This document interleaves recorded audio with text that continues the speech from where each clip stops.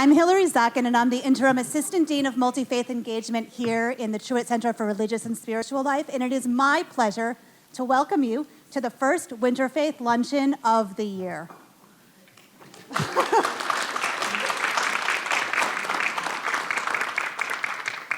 Winterfaith is a collaboration with the Elon Community Church and invites you all into our space and into the church to learn about different expressions of religion and spirituality. Today, we're going to be talking about land justice as part of our overall theme of faith and justice. So I want to start by welcoming our panelists and offering space for Dr. Crystal Cavalier-Keck to start with a land acknowledgement. Mikuramin Chin Kiyohe, Nahon Pipi say, Mima Crystal, Mima Okanichi Saponi, Mima Mebin, Watiwa. So I just welcomed you to our land. And I just said, hello, my name is Crystal. I'm a citizen of the Okanichi Band of the Saponi Nation, and I am from Mebane, and you are welcome here. So imagine it is supposed to be snow, because we're supposed to be in winter, but, climate change. So I have a winter kind of land acknowledgement. So indigenous people are storytellers, original storytellers. And as the winter snow begins to fall and flow into our waterways throughout Turtle Island, the work of 7 Directions of Service is moving into exciting seasons. Our organization has grown in scope and size, and yet our mission is to build indigenous power, which keeps us grounded in critical time and space. And I am so honored to share this with you. Here I am standing on my ancestral lands, and I want to honor the people of the Eno, the Saponi, the Tuscarora, the Okanichi, and the Sara. And as we stand on lands closest to them, these are my people. Let's also honor the 4 directions, the land, our people, the rivers, Grandmother Earth, and creator of it all. Now, if you ever find yourself somewhere and you don't know whose land you're on, you can go to nativeland.ca. I like the map, but I don't like the map because it doesn't go into specific histories or territories of people who were there before. So it doesn't replace your due diligence to research whose land you reside on. So please acknowledge that we gather together at this moment to state our values on lands that have been stewarded through many centuries by our ancestors and descendants of tribal nations who have been here since time immemorial. North Carolina has always been home to many American Indian tribes, the Secotan and Chowan in the east, the Saponi, Tutelo, Okanichi, Sara, Sissipaha, and Tuscarora in the center, and the Cherokee and Catawba dominating the west, and dozens of other ones spread out along the state. As such, the American Indians had a great influence throughout North Carolina's history. So today, we're moving forward with this agenda. Let's recognize our current state tribes.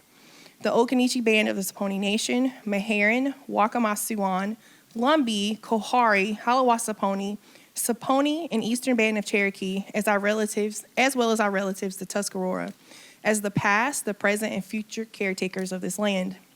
Now, land acknowledgements do not exist in a past tense or historical context. Colonialism is a current ongoing process, and we need to build our mindfulness of our present participation. When we talk about land, land is a part of who we are.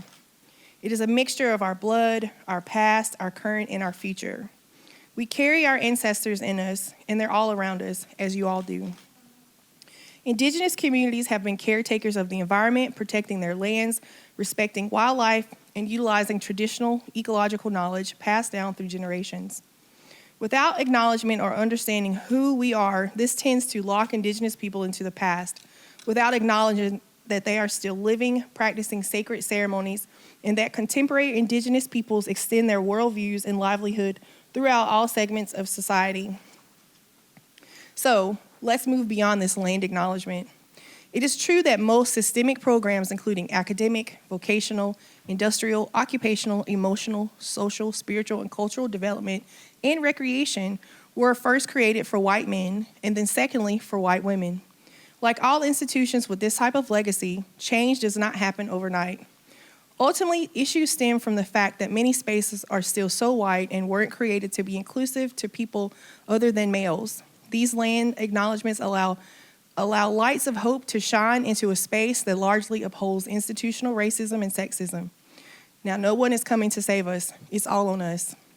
From fire management to forest stewardship, indigenous peoples have over generations amassed crucial knowledge about living and caring for our ecosystems. This movement goes beyond the transfer of deeds into including respecting indigenous rights, preserving our languages and traditions, and ensuring food sovereignty, housing, and clean air and water. And above all, it is a rallying cry for dismantling white supremacy and the harms of capitalism. We must continue to be inclusive, especially on the East Coast with our indigenous and Afro-Indigenous peoples, and begin to recognize our original inhabitants and protectors of this land. But the idea of land back, returning land to indigenous peoples, has existed in different forms since colonial governments seized it in the first place. Anytime an indigenous person or nation has pushed back against the oppressive state, they are exercising some form of land back. So we honor the communities native to the state and recognize that our country was built on indigenous homelands. We pay our respects to the millions of indigenous people throughout history who have protected their lands, their waters, and animals. To be sure, there's plenty of necessary and critical dialogue within indigenous communities about land acknowledgement and its effectiveness as a tool for cultural and narrative change. So, thank you so much. Thank you so much, Crystal. And that sets the tone for our conversation today. I wanted to go ahead and introduce our panelists. You all have brochures on your tables, but Dr. Crystal Cavalier-Keck, Abby Billy, Becca Bishop Patterson, and you're going to have to help me, Sakura. I'm Sakura Kawakami-Spine. My full name is Sakura Kawakami. Thank you, and Kelly Harrer, my co-facilitator from the Office of Sustainability. So as you may know, this year, our theme for everything coming out of this building is me in my own words. So I'm going to begin by inviting our panelists to talk about themselves in their own words for a few minutes each. Sakura, do you want to start us off? Testing. Yes, so hello everyone, I'm Sakura.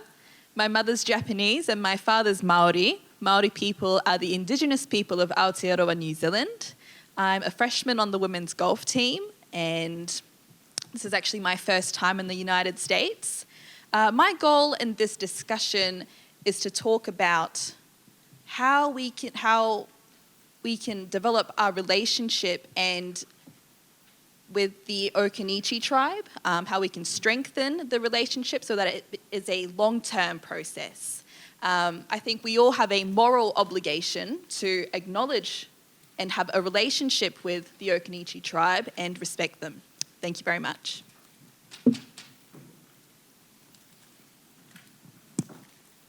Hi, friends. Welcome. My name is Becca. I use she, her pronouns. I work in our Gender and LGBTQIA Center here at Elon. And when I was thinking about this me in my own words question, I really wanted to share a little bit about my story coming to earth-centered spirituality as well as justice work, right? Anti-racism and decolonization. And so I think I really first think back to myself as a kid and just loving nature and feeling connected to being outdoors. There's this picture that my parents have of me when I was a kid, and I had my shoes on, I'm 3 or 4 years old, and I just had my feet in the water at like a little goldfish pond in my grandparents' backyard. And apparently I would do that a lot. That's what my parents tell me of, like, that's where I would be, is outside. And so I think that connection that children really feel with the earth and feel to all living beings is something we can learn a lot from if we really pay attention to. And so I wanted to kind of fast forward to like 24-year-old me, recent college graduate, where I was in really rough shape, right? Chronic stress and sleep deprivation and all of the pressures of this like capitalistic, white dominant society had left me like empty, pretty empty inside. I had also recently broken up, I say, with Christianity after some experiences about oppression that I just couldn't reconcile. And I had this wonderful experience of exploring other religious traditions and texts where I realized, like, well, all of these traditions have beauty, right? Like, I can't choose one, but where do I feel true to myself? And so through that healing process, what really started to call to me was being in relationship with plants and herbalism. both from a physical healing standpoint, as well as like this mental, emotional, and spiritual healing. And so in that, I had to be like, all right, well, what does this mean for me? What are traditions that I should look to teach me about what it means to be in relationship with the earth? And so the more I learned about like plant folk medicine and living with the cycles of the earth, the more I had to also evaluate, well, where did these traditions go? They've always been here. And really reckon with the history, the long history of genocide and violence and cultural destruction that has happened for thousands of years, right? Whether we're looking at like the assimilation of Celtic Druids by the Romans in the early century, and I'll kind of call back to things that are in my lineage, or the witch trials that started in Europe in 1400, and of course, like the creation of white supremacy and colonization that then happened in the United States, or what it now is the United States. And so I think all of that helped me understand like how I want to connect both my spirituality to the justice work that is also innate, and that the healing that can happen when we are in connection with it in each other, when we are in connection with the earth and all like living and elemental beings, really can drive our duty and our ethical responsibility to each other. And so that's kind of where I'll start off of like where I am currently in my journey. I don't have a good name for what I am, right? Like a earth tradition, but I'm figuring it out, and I'm trying to figure out like what that looks like for me.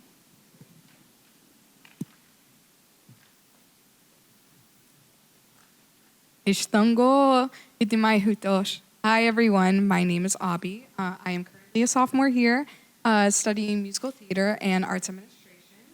I am a part of the Seminole Tribe of Florida, and I am currently the ambassador of the Seminole Tribe of Florida, and actually getting recrowned this weekend to be Junior Miss Florida Seminole. So very exciting stuff happening this week. But one of the things I really want to highlight on today and throughout my time here at Elon is community, and truly trying to figure out who we are as people and gain a better understanding of one another in order for us to go through these trials and tribulations with one another and be resilient through them.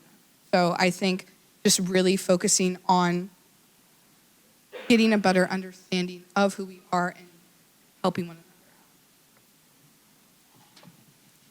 out. Hey, everybody. It's me again, Crystal. So I am a citizen of the Occoneechee. Let me say, I have a long journey, so I don't know, I'm going to catch you. This is 3 minutes. So I was born here in Alamance County, and we really couldn't talk about who we were when I was growing up.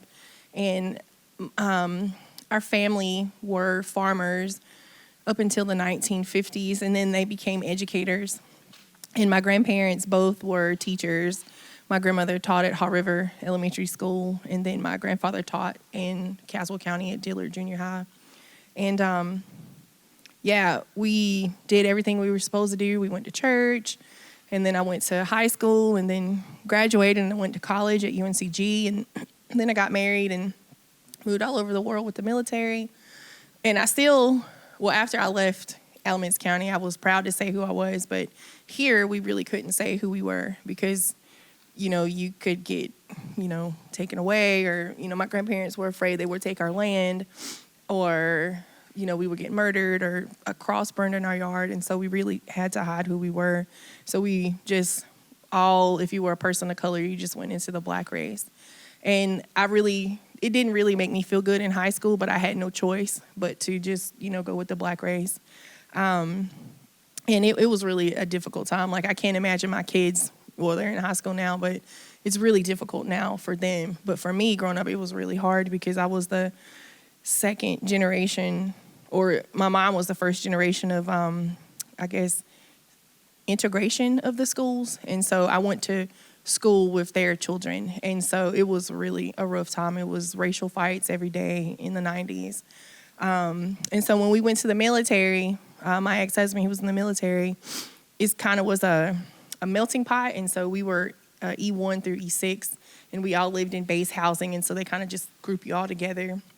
And so you had to learn to get along with different religions and different cultures. And so it was really exciting. My favorite food is from the Philippines. I love lumpia and ponce. I love it. But it also helps me embrace my indigenous heritage. And, for the life of me, we can only trace our ancestry back to a couple of people because the records were erased or burned or lost. And so that is what happened here to a lot of people on the East Coast. A lot of the records were burned or erased, or people didn't put down correct race of people. And it wasn't until I met my husband, Jason, who's sitting right there, that I was able to fully embrace, I guess you could call our nature-based religion, to where we are learning more about how we need to be in nature with each other, be in relationship with nature, not be dominion over nature, which in my growing up as Baptist and Catholic, it just felt like we were supposed to be in control of everything, like we were at the top of the food chain, but that's not really how it goes in the real world. Because when you're out in their territory, you are the lowest thing out there, and some can eat you. So I've been on this path for the last 5 years with Jason, well, actually 6, learning about different things and learning from different women in the community, trying to bring back matriarchal societies. Our societies here on the East Coast were mainly matriarchal. Christianity has been very patriarchal, suppressing women's voices. I'm learning that now. Well, I've been on it, but I also do work with murdered, missing Indigenous women, and a lot of religion plays a huge part into that because women are often seen as properties of their men. And from the Haudenosaunee, which is up in the Six Nations, the women's suffrage movement of the 1920s was based off of the Haudenosaunee heritage, because women they were clan mothers and they had rights, and they could pick clan chiefs and dehorn chiefs, but Christianity kind of erased all of that. It erased how women were able to have money or property or even ownership of their own children. And so for a while, maybe about 150 years, women just became, I just felt like we became nothing.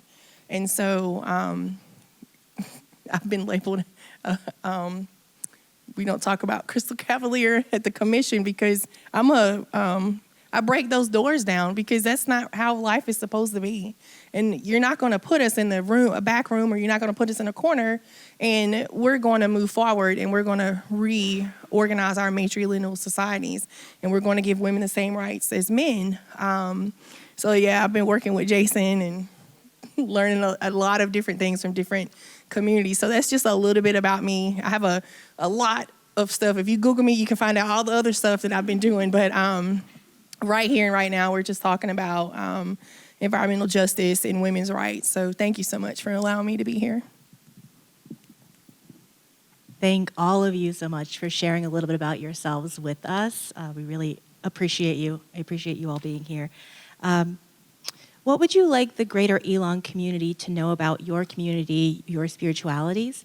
And are there any misconceptions that you'd like to use this space to address? And we will start right here, Scar, if that's okay.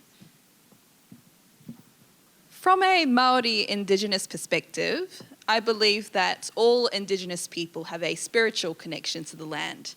The land is who we are, it's a part of us, and we believe in coexisting with the environment, coexisting with the land and animals. So that is a firm belief. And what was the other point, sorry? Any misconceptions that you would like to use this space to address? Any misconceptions? No, not really. No, that's the main thing. Yeah, spirituality is very important.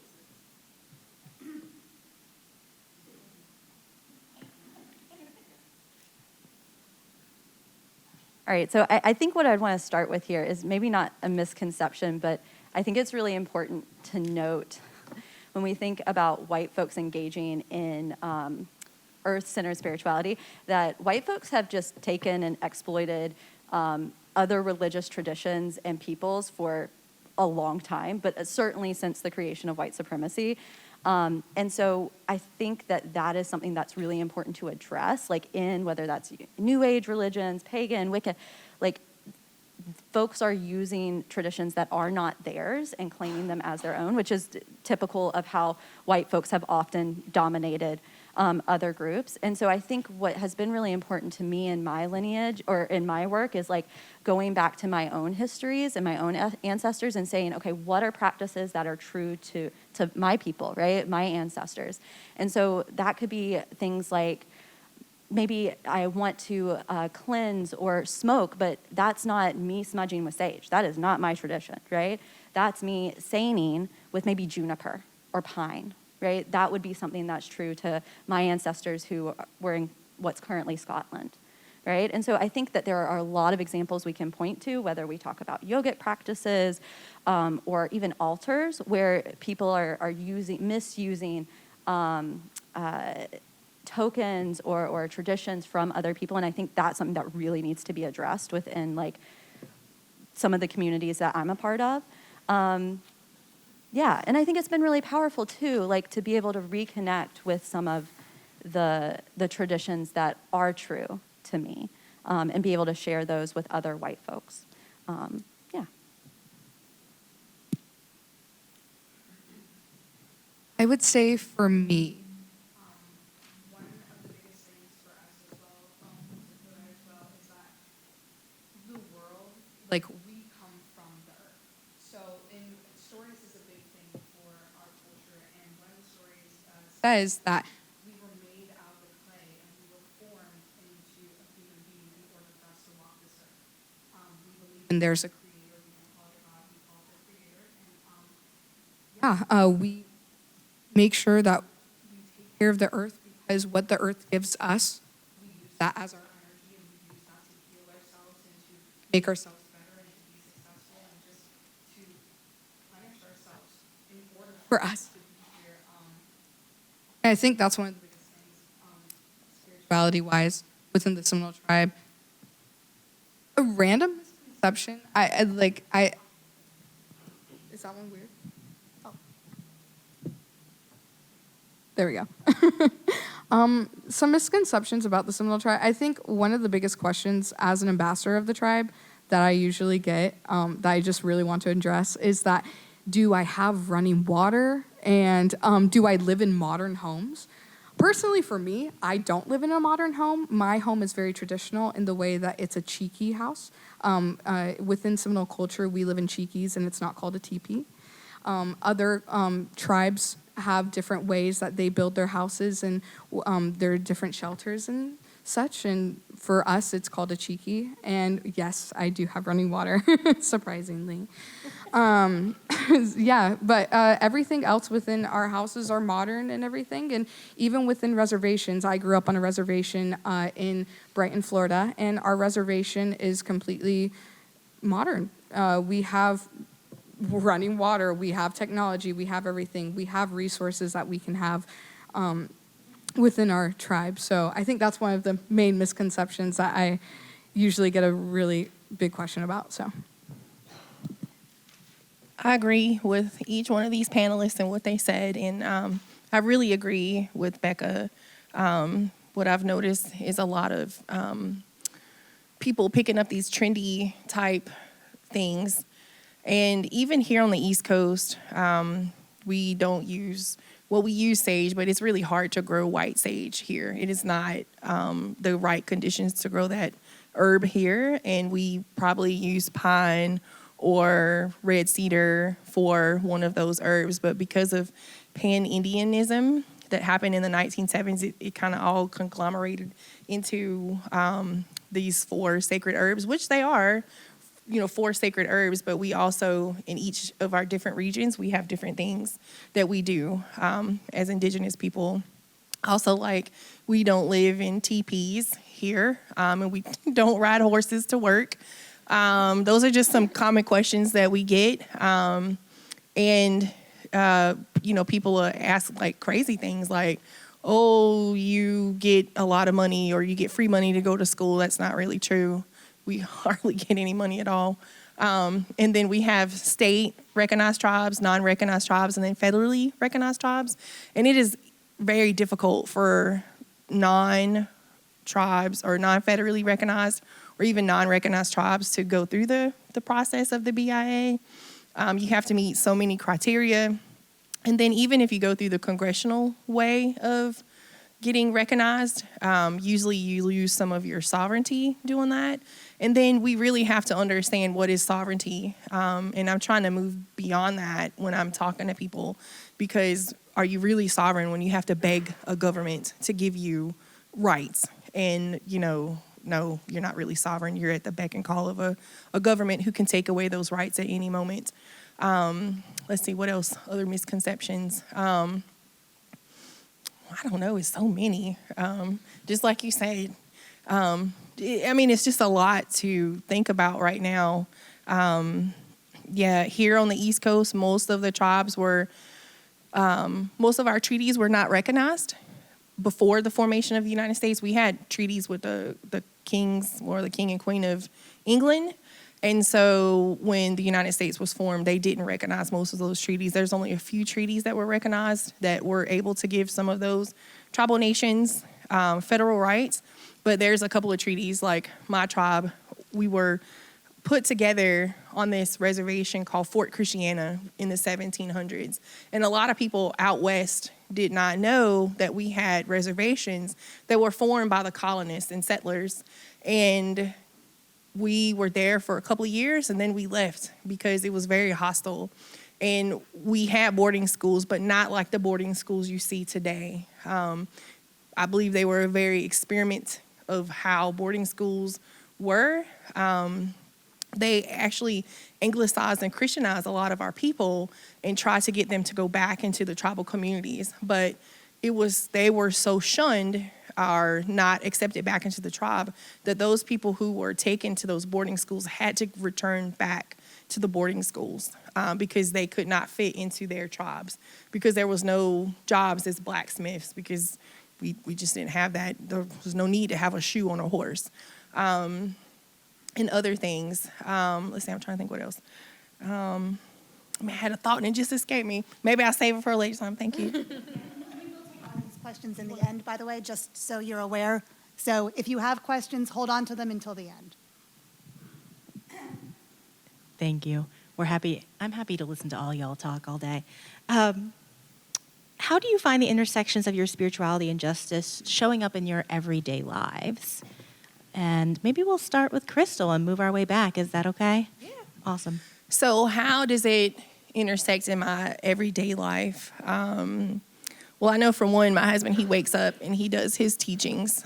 He does groundings, gives thanks to the water, to the sun, to Creator, for waking us up. And then just trying to be present, right? Like I work also as the policy director for Toxic Free.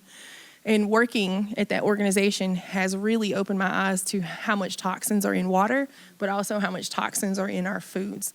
Because we're not growing our foods ourselves, we're relying on mass growing agriculture producers. And it has really made me think, like, the things that we drink out of, like plastics, are really toxic to our health. It also helps me understand that the EPA only has a certain regulation of what they recommend for the daily allowance of how much PFAS or plastics you can consume in your body. It's just a recommended, right? Like they're like, we need zero, right? We need zero, like PFAS in our system. They're like, oh, well, you can get away with, like, I don't know, maybe 1%. No, we cannot get away with 1% because this is killing us.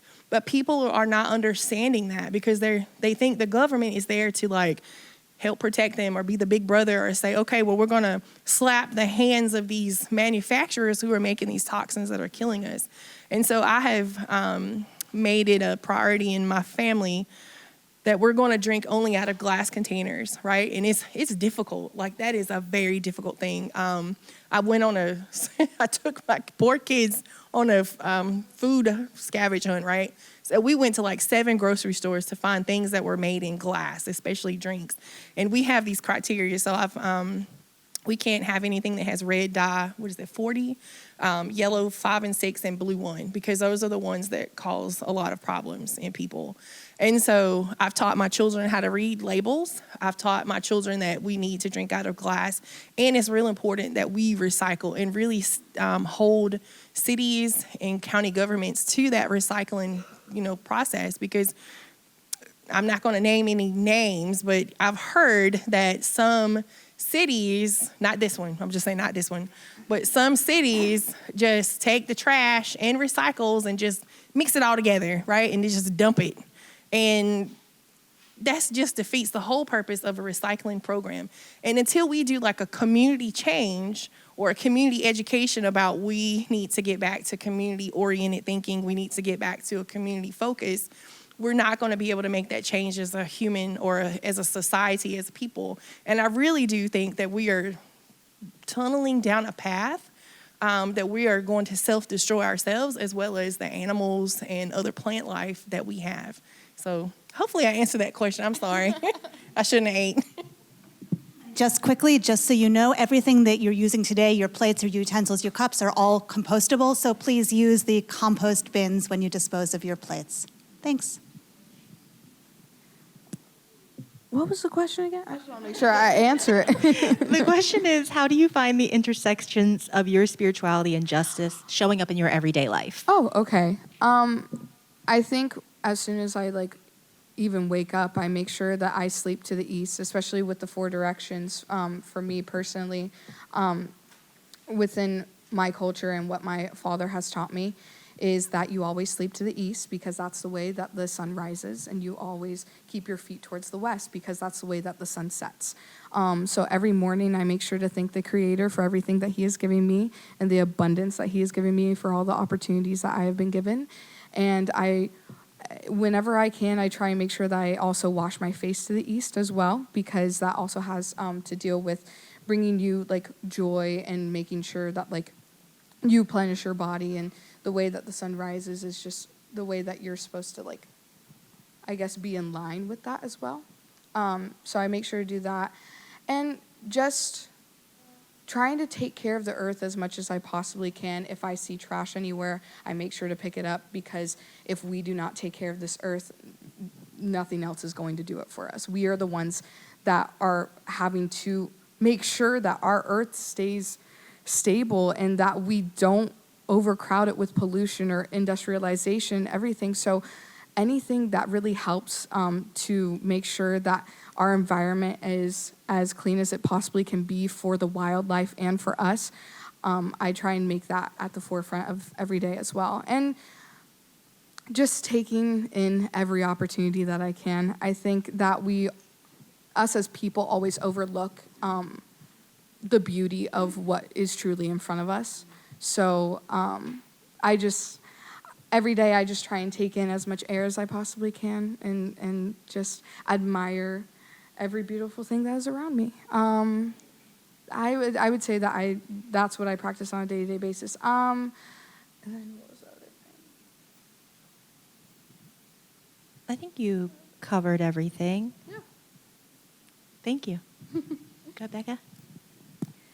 Yeah, so I love what y'all have already talked about, and I think what I think about with stewarding our resources better and thinking about how can we push back against capitalism and production mindsets of we don't need all the things that we have. We don't need all the things that we buy. And so, I learned from Kelly years ago this reuse, reduce, recycle, right?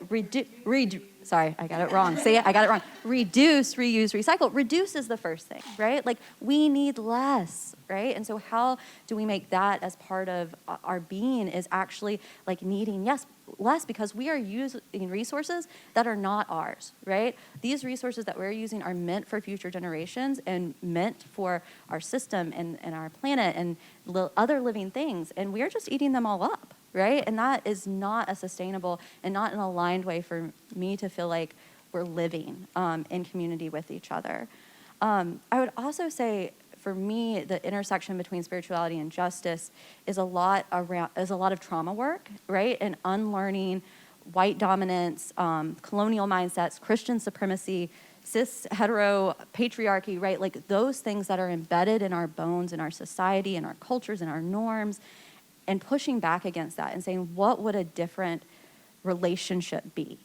Because, and I think this is particularly important for white folks, because I think so often folks who are minoritized in different ways are the ones that have the burden of doing all of the change work.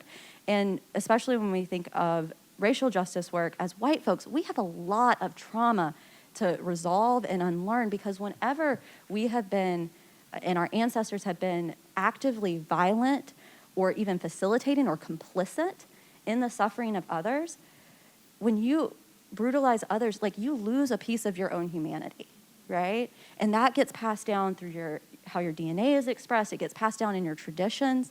And so until we resolve that, that trauma creates a disconnection from other people. It creates a disconnection from the earth and from all other beings. And so I think that internal work, and then working with other white folks to do that work, is a key part of my spirituality as well. So spirituality is something that I've learned from my tribes, Ngāti Plo and Te Arawa. It's something, when I think of spirituality, I think of my grandfather. He was an Anglican priest. He was also a Māori actor, and he was a very spiritual man. He would talk to animals. He would connect to birds. And in my tribe, we believe in spirit animals. The tui bird, which is one of the national birds of New Zealand, we believe that they are our ancestors or guardians, and they're here to protect us. So he would often talk to birds, he could talk to bees, and he would cleanse the land with holy water. And another way that we develop our spirituality is through karakia, which is prayers. When I used to live in New Zealand, I attended a Te Kura Kaupapa Māori school, which is a full immersion Māori school, where all my family, right, where all the students were my family, they were all my cousins. The teachers there, they were my aunties, my uncles. We were all from the same tribe. We were family. And when we go to school, we believe in karakia, saying prayers. Every time we start classes, we would say a prayer. We would sing waiata, we would sing songs, and we would dance. This was our way of developing our spirituality. And the whole belief behind the Māori school is to believe in togetherness. Collectivism is our mindset. We believe in being together. We think of us as a group rather than just thinking of the individual. So all of our decision making involved the whole tribe. Thank you. Okay, I have one more question, and then as Hillary mentioned, we're going to open it up to the audience for a Q&A. This whole session is around spirituality and land justice, so I'd love to hear what land justice means to you, and how can we as individuals, students, faculty, staff, community members, and also as institutions, education, faith-based institutions, how can we help support land justice? And Crystal, if I can start with you again, that would be lovely. So I love what you told about collective being together. Our people used to practice that before colonization. You know, we practice being in a community, and that is beautiful to me, and we're trying to get back that way. But it's going to take time. It took, 200 years to, 500 years. My husband's over there giving me the 5. So it took 500 years to destroy our communities here on Turtle Island. And it's going to take time to bring it back together, but it's going to take all of us working together in unison, right? Like, we know colonization happened. We know who the colonizers were, but we have to rebuild, and we have to heal that harm that has happened, and people have to acknowledge what happened, and people have to work beyond that. And so that's why Jason and I, what we're doing is we're going to communities, and we're trying to, decolonize the communities, but it takes education, and it takes working at it, and it's not a fast process. Like, it has taken Jason and I 5 years just to see a little bit of change when it comes to working with the water here in the community, working in communities, because for 500 years, well, not 500 years. I say since the westward expansion, since the 1800s, we've seen the communities kind of have been broken apart, right? And everybody is on a individualistic type mindset. And we need to get back to a community mindset of knowing who your neighbors are, working together in a community. That's how I think we can do this, but it's going to take all of us, and it's going to take, you don't always have to agree. And if you disagree, that doesn't mean you don't like the person. You just disagree, but you have to have a meaningful and a good way to come together to agreeing on a term. And so I think that's how we can all help each other. And just knowing that just giving the land back, that's actually called repatriation. We need to work on rematriation, which goes further than that. That talks about how we're connected to the land. Like our sisters up here have said, we are connected to the land, right? That is how we are. And believe it or not, everybody is indigenous to somewhere before colonization or capitalism or whatever you call it happened to your culture. And I believe if we take the time to slow down and think about that in a meaningful way and give space to it, we can actually achieve that. But it will take time. It's not going to be instant. And we really have to unlearn the history. So I don't know if everybody is from America, but here in the United States, it is the victor's history that is taught. And you have to know both sides of the story because it is really bad. I mean, it is horrible. It is a nightmare about the history of the United States and what happened to the people who were here or who were brought here. Even as Scottish and Irish, I have Scottish and Irish ancestors that were indentured servants. And it was terrible what happened to them, as well as my African ancestors. But also my indigenous ancestors, they suffered the most because they were here first. But again, we have to start addressing that harm and start that heal. So that's how I think land justice, what it means to me and how we can start to use that together as a community. Thank you.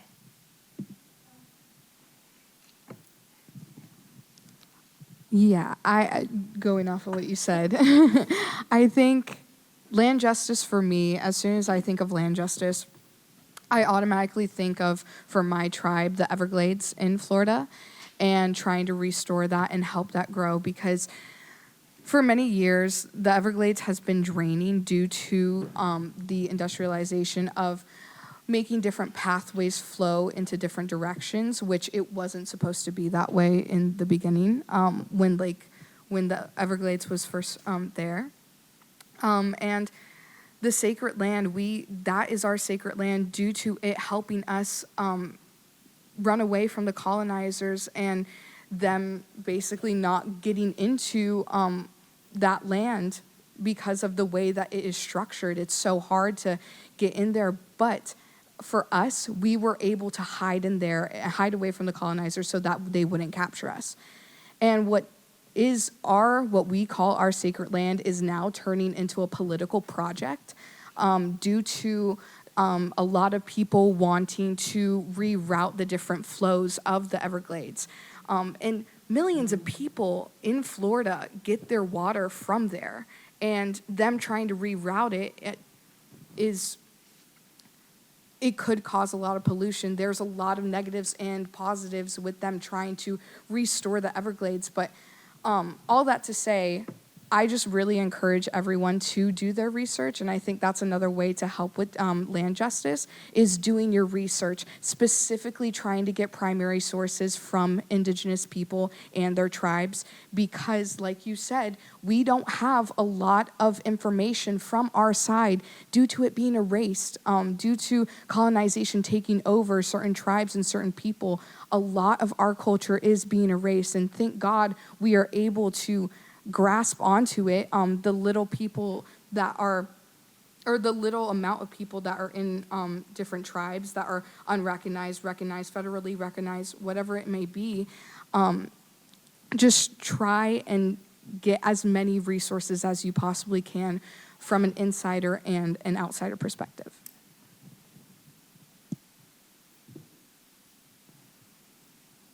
I just want to echo that I think land justice is absolutely partly land back, right? To First Nations, to Indigenous and Native peoples. And I also think we need to move to a framework where land, like the original framework, where land was not owned, it was stewarded, right? It was managed by collectives. And so I think for some practices that like you as students could do is think about who is your community and what are opportunities to have resources that are collectively managed. And also like for students that are here, and I know we also have community members, like how can we move Burlington and Alamance County and our region, North Carolina, towards land back and land collective, right? Collective decision making that's been mentioned by our panelists. I think part of this is wealth redistribution, right? I think we just have to be really honest when we look at the wealth that white people have stolen over the last 500 years, that we really need advocacy for wealth redistribution. And on an individual level, what that means is like, what can I afford to give, right? And not just financial resources, that is definitely part of it. But when I don't have that, what's the time I can give? What's the attention? What are the other places that I have influence? But some of it is definitely like actually giving money back and land back to the peoples who it initially was stewarded by. I also think we have to address within, like on the community level, this decision making that happens in communities. Like in Burlington, when we look at, for example, like the missile plant that's in East Burlington that's been leaking pollutants to communities of color for over 30 years, and that white people just haven't done anything about, right? Because most of our leaders in political spheres and our managers are white, right? And so they've just allowed this to happen to our communities of color. And so I think that's where we have to also say, where do we need to advocate? Where's our activism that needs to happen in our communities to make sure that they have the resources that like the west and north and south sides of Burlington that are mostly white and affluent have. Which is also access to green spaces, right? Like that's the thing is for folks who are not as well resourced, they often don't have access to nature, right? They don't have access to spaces that allow them to connect with their roots, with the land and nature. Yeah, and I just think anything that you can do, like I know we're talking about like lots of different ways, and folks may be like, oh, I don't know how that individually like works for me. And I'd say we have all these different entry points, right? Wherever you're doing land justice, you're doing racial justice, you're doing other types of justice, like find what you're passionate about and what connects to your spirit and your values and do something, right? And I think don't let the how big it feels mean that you do nothing.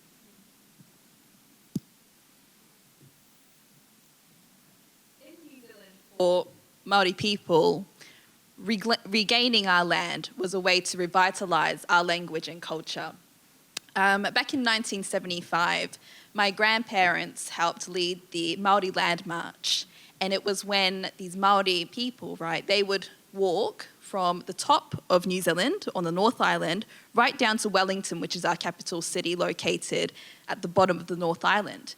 It took them roughly 1 month, but they actually stormed and marched towards the Parliament office, and they had a whole signature, right, and a petition, and the government actually had to tell us, okay, hey, we want to get our land back. That's what we told them, and we had all these signatures, and that was one way to reclaim our land. So this was the first and most important step towards regaining our cultural heritage and our identities back. After regaining our land, the Kura Kaupapa Māori movement, where all the Māori schools, they started to establish and emerge. And these Māori schools, they would teach Māori students the language, the culture, all in Māori. And it was a Māori worldview. And I think regaining our land is just such an important way for all Indigenous people to revitalise our language and culture, so we understand where we come from and we know who we are.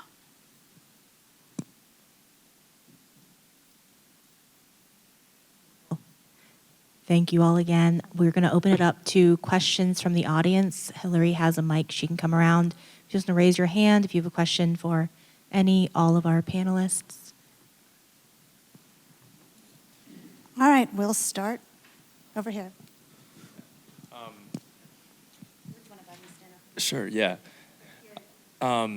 This is more specifically directed towards the Native American members of our panel. If you could see one policy passed by either our federal or state government that would move forward the idea of land justice for your culture or your personal experience, is there one? What would it be?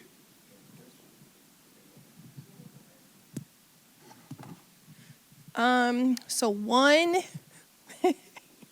one thing I would say would probably be rights of nature, right? Giving the rights back to the forest or the water to be able to have someone advocate on behalf of that river or that forest that is being destroyed, because they have given the rights to corporations, right? Like if you can't go and protest or whatever, you can get arrested or whatever. But if we gave those rights, like, amendment rights to the nature, to someone to enact on its behalf because it's being polluted or is being destroyed by a pipeline, and we could actually sue on behalf of the river, sue that person or sue that government or sue that corporation, that is one thing that I think would be helpful. It would help us all, right? It wouldn't just help my tribe, it would help all of us, because when we move us forward, we move everybody forward, because we're coming with that indigenous value of we're working for the land, or we're in communion with the land or nature. So that's one thing I would say. I mean, there's a million things. Go ahead. I think for me, because I think within the recent year, there has been an issue with the government trying to take away sovereignty from different tribes. So for me, I would say making sure that tribes and different indigenous people's sovereignty is still within their government as well, because I don't know exactly what happened with the sovereignty thing, but I do know that they were trying to diminish that sovereignty in order for reservation lands to just, I guess, be taken out of trust. Oh, yes, yeah, to be taken out of trust. Specifically within my tribe, we only have so much land that we have.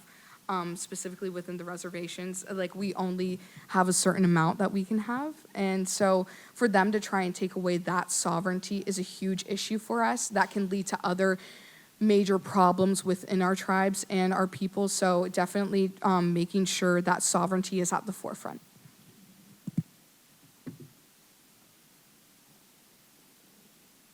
Any other questions? This question is, sorry. This question is more directed at Becca. I know you had said something about you were working to make resources in the community more collective. What are some specific ways? I found that really interesting. What are some specific ways that you're doing that, and ways that you can make resources more collective in Burlington and Alamance County? So I want to say, so I'm involved in different organizations that I think want this to happen, and I think, okay, let me think personally and then collectively. I think there's a lot of things that could happen to make decision making more collective. I think it would start with actually having representatives that represent the people of Burlington and of Alamance County rather than mostly white folks, right? So I think supporting candidacy of folks of color broadly. I think individually, so I work with a couple of different community organizations that are really specific to things I'm passionate about, like Transcend Alamance is a LGBTQ youth-oriented organization to try to, how can we bring support for youth together. And then I work with the Alamance Racial Equity Alliance, and I would say that's a really good example of collective decision making, because we're working with different organizations trying to promote racial justice. And so when I say collectively using resources, I think it's structural change that has to happen, but we also have these representatives in place where we could be making different decisions if different people were at the table. So I think that would be the easiest one. Yeah. Thanks. Thanks. Any other questions? Anyone from the back of the room? Or same front of the room? Hi, this question is more for the students here. I'm just curious, you've talked mostly about your experience growing up and before Elon. Kind of how have you found spirituality or found community here at Elon, and kind of how big of a shift has that been?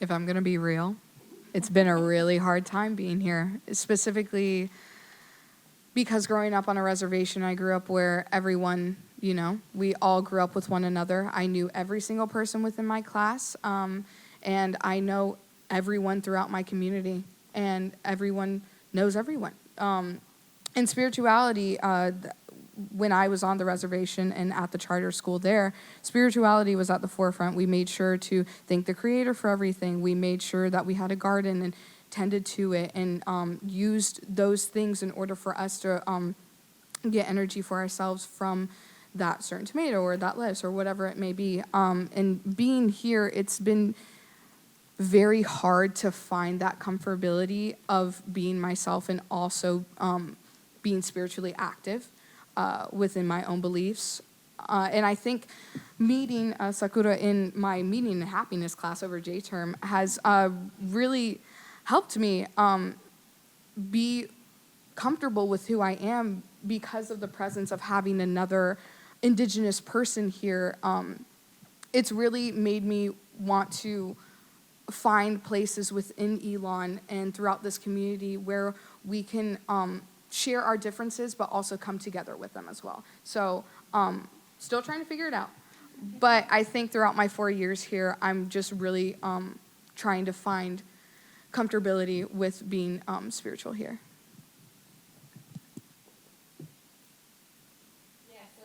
It's very similar to Orbi, but I live in Dubai.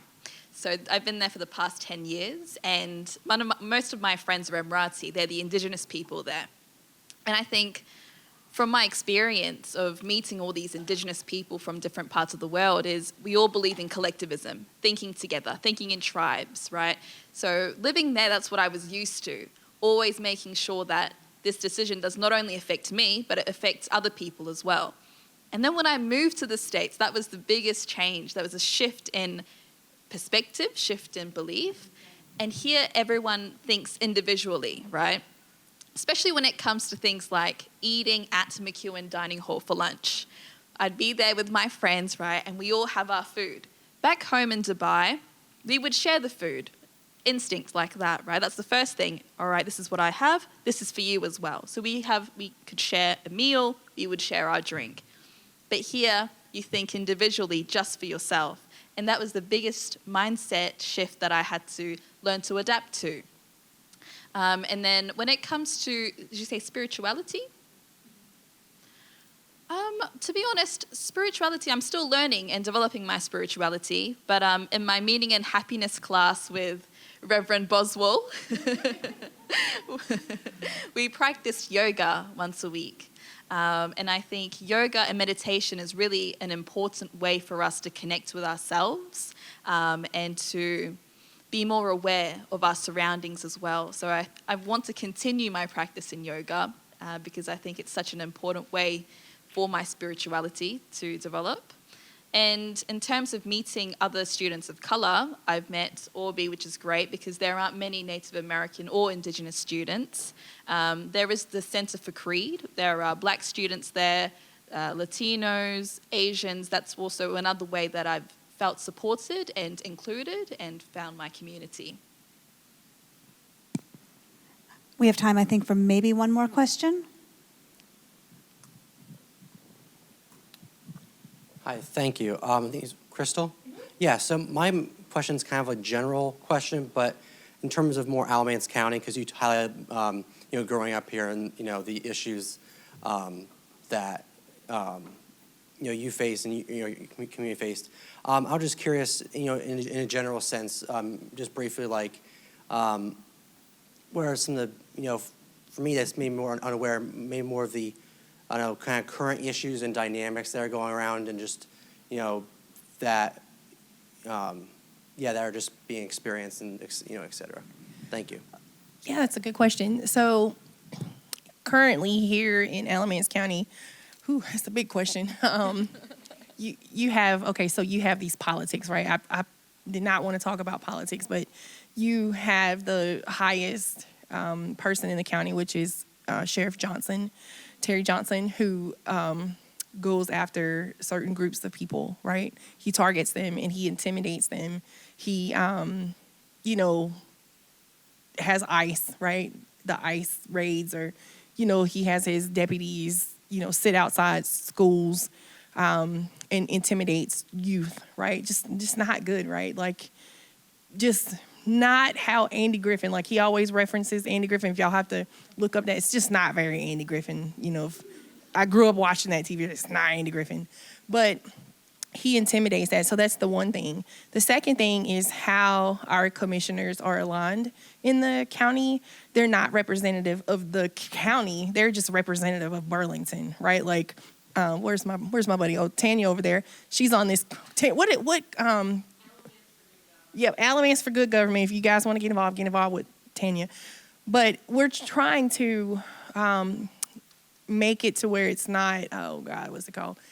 District, is it district? Yeah, it's at large. We're trying to go to district because that's more representative of the people. So like my people, the indigenous people of Alamance County, is not represented on the county commissioner, where most of our governing rules come from the county. But it's all based around West Burlington. Again, she referenced east side of Burlington. And, I had to explain to my kids, like, why there's a McDonald's over here, why there's a McDonald's over here. It's like mirrored things, like why there's no Panera over here on the east side, why there's a Panera over here, things like that. So it's really not progressed as I would thought Alamance County was, right? Like, we are a bedroom community of Greensboro and Research Triangle Park, but we're not really progressing forward. We have all of these hubs here, which like UPS, Chick-fil-A, Lidl, all of these other big corporations, Walmart, have bought up this land, which I'm not for that, but they bought up this land that has destroyed a lot of our people's culture, like burial mounds, indigenous cities that were here pre-colonial times. And, they just toss these things around. So not really good government at all. They really are just trying to progress Alamance County forward, but they're not bringing along the politics to try to represent or make it like, oh, like I really want to live here in Alamance County. When people move here and see how racial or racist it is, they want to move out. It's not good. It's not good at all. Like, and we have no choice but to deal with it because people do not go and vote like they're supposed to. They'll say, my vote doesn't matter. No, it really does matter. Like, your one vote matters because that one vote may be needed to get a person reelected, right? And so we try to teach that in 7 Directions. We try to educate the community about, hey, these are some things that you should be educated about because this is ultimately affecting you and your legacy and your children. So I haven't really seen a change. Like, it is still the same Alamance County that I grew up in, that my grandparents grew up in. The only thing that's different now is the people's hoods are off. Like, they are blatantly in your face, very racist, to where they will run you over. So, yeah, no, nothing has changed. But I kind of have good hope that we're going to move things forward if we come together as a community. Maybe we can get students, involved.